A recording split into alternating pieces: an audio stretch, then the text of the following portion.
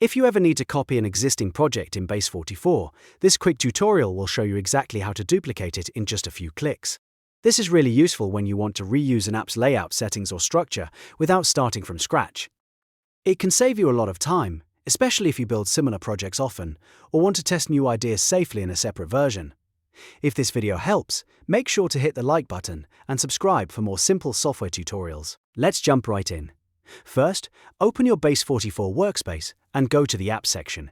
This is where all of your projects are stored, so you'll be able to see the app you want to copy.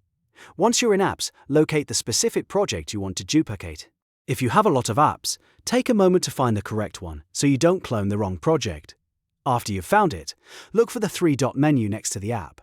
Click those three dots to open the options for that project. In the menu, you'll see an option called Clone App. This is the feature Base44 provides to instantly generate a duplicate of your project. Click Clone App, and Base44 will create a copy of the original app for you. In most cases, the duplicate will keep the same structure and settings, which makes it easy to continue building from there.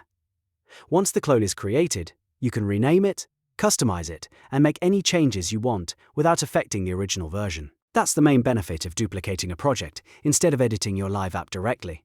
It gives you a safe, flexible copy to work with whenever you need one.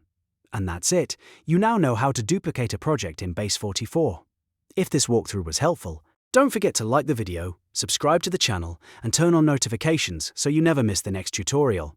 Thanks for watching, and I'll see you in the next one.